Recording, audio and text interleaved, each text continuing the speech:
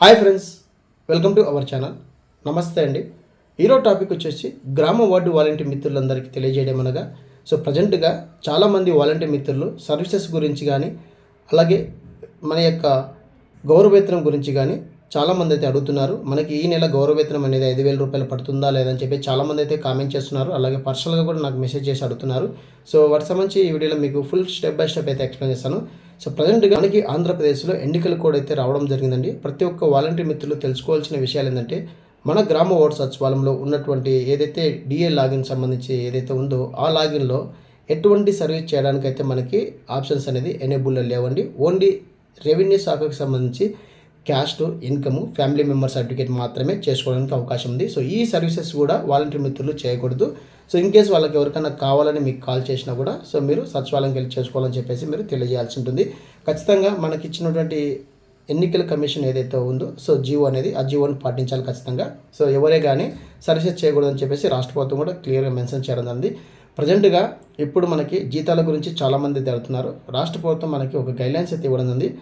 వాలంటీర్కి సంబంధించి గౌరవవేతనం యథావిధిగా 5,000 రూపాయల అమౌంట్ అయితే ఇస్తారని చెప్పేసి క్లియర్గా మెన్షన్ చేయడం ఉంది.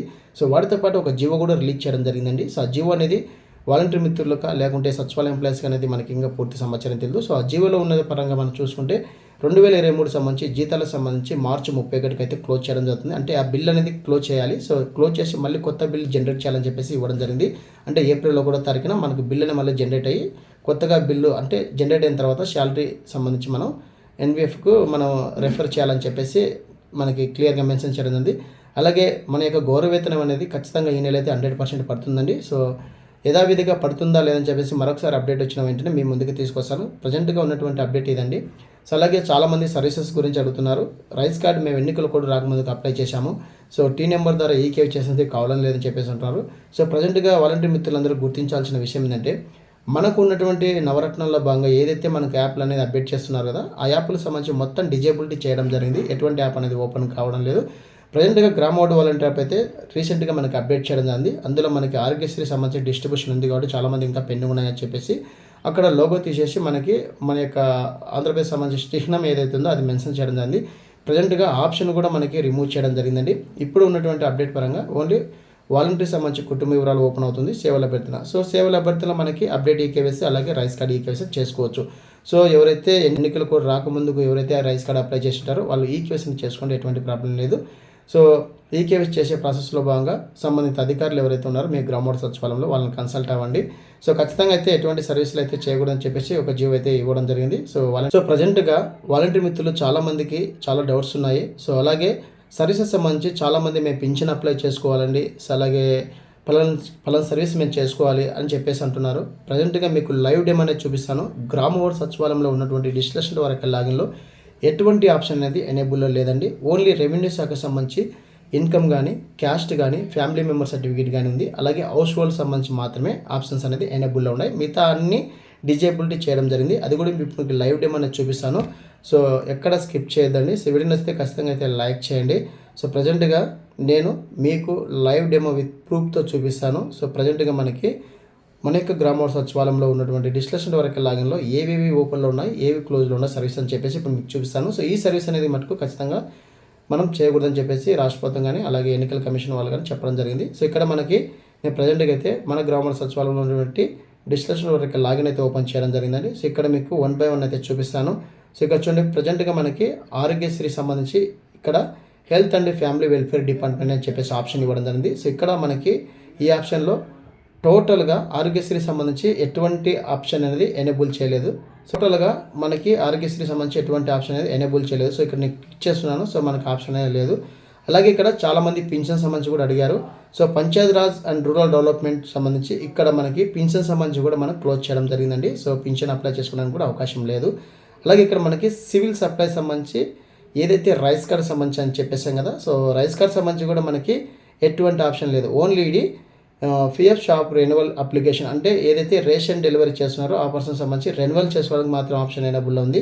అలాగే జిఎస్డబ్ల్యూఎస్ సర్వీసెస్ అంటే ఇక్కడ మనకి మన యొక్క గ్రామ వార్డుకు సంబంధించి హౌస్ హోల్డ్ డేటాకు సంబంధించి కానీ ఏదైనా ఆప్షన్స్ ఉన్నాయి. ఆప్షన్స్ కూడా ఇక్కడ మనకి తీసేయడం జరిగింది. ఎటువంటి ఆప్షన్ అయితే లేదు ఇక్కడ.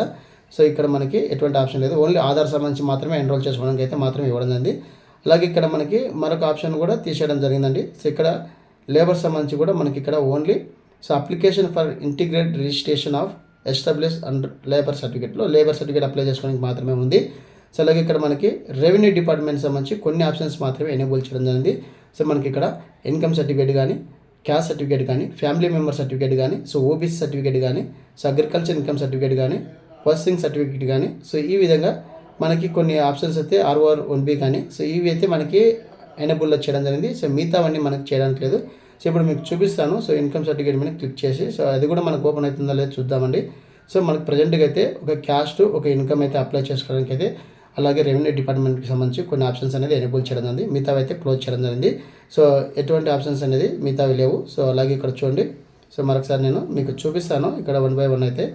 సో ఈ విధంగా మనకి అన్ని సర్వీసెస్ అనేది క్లోజ్ చేయడం జరిగింది. అలాగే మనకి సదరన్ సంబంధించి కూడా చాలామంది అడుగుతున్నారు. సో సదరన్ సంబంధించి కూడా అప్లై చేసుకోవడానికి లేదండి. అలాగే స్లాట్ ఓపెన్ చేసుకోవడానికి కూడా లేదు. సో ఇక్కడ మెయిన్గా మనకి అదర్ సర్వీసెస్ అని ఇక్కడ మనకి మెయిన్గా అదర్ సర్వీసెస్ అని చెప్పేసి ఉంది. సో ఆప్షన్ మీద క్లిక్ చేసిన వెంటనే మన యొక్క హౌస్ హోల్డ్ డేటా సంబంధించి గ్రామోడ్ వాలంటీర్ యాప్లో ఏదైతే మన హౌస్ హోల్డ్ డేటా ఉందో ఆ డేటా మనం చేసుకోవడానికి అయితే అవకాశం అదొక ఆప్షన్ మాత్రమే ఉంది. సో ఈ సర్వీస్ అనేది మొత్తం డిజేబిలిటీ చేయడం జరిగింది. ఎవరే కానీ ఏ సర్వీస్ చేయకూడదని చెప్పేసి రాష్ట్ర ప్రభుత్వం కానీ ఎన్నికల కమిషన్ వాళ్ళు కానీ క్లియర్గా మెన్షన్ చేయడం జరిగింది. సో వాలంటీర్ మిత్రులు ఈ విషయాన్ని మీ ప్రజలకైతే తెలియజేయాల్సి ఉంటుంది. సో వాళ్ళు ఒకవేళ ఈ సర్వీస్ చేసుకోవాలి, ఒక రెవెన్యూ డిపార్ట్మెంట్ సంబంధించి క్యాస్ట్ ఇన్కమ్ తప్పితే, ఫ్యామిలీ మెంబర్ సర్టిఫికేట్ తప్పితే దానికి సంబంధించి మిగతా చేసుకోవడానికి లేదు. సో ఇక్కడ మనకి ఓన్లీ హౌస్ హోల్డ్ మ్యాపింగ్ సంబంధించి ఒక అప్డేట్ అయితే మాత్రమే ఇవ్వడం జరిగింది. సో హౌస్ హోల్డ్ మ్యాపింగ్ అయినా మిస్టేక్ ఉన్నా కూడా చేసుకోవడానికి మాత్రమే ఇవ్వడం జరిగింది. అది కూడా సర్వీస్ అనేది చేయకూడదు. సో రాష్ట్ర ప్రభుత్వం నుంచి మనకి అలాగే ఎన్నికల కమిషన్ నుంచి కూడా గైడ్లైన్స్ ఇవ్వడం జరిగింది. సో ప్రజెంట్గా ఈ సర్వీసెస్ అనేది మనకి అన్ని క్లోజ్ చేయడం జరిగింది. సో ఎవరే కానీ ఏ అప్లికేషన్ చేయకూడదు వాలంటీర్ మిత్రులు. సో ఈ విధంగా అయితే మనకి ఎన్నికల కమిషన్ వాళ్ళు కావచ్చు, అలాగే మన రాష్ట్ర ప్రభుత్వం కూడా మనకి గైడ్లైన్స్ అయితే ఇవ్వడం జరిగింది. సో ప్రజెంట్గా వాలంటీర్ మిత్రులకు సంబంధించిన జీతాలు అనేది యథావిధిగా వేస్తా అని చెప్పేసి క్లియర్గా మెన్షన్ చేయడం జరిగింది. సో ఇప్పటి వరకు ఉన్నటువంటి అప్డేట్ ఇదండి. మరొక వీడియోతో మీ ముందుకు వస్తాను మరొక అప్డేట్తో. Thank you so much. జై హింద్.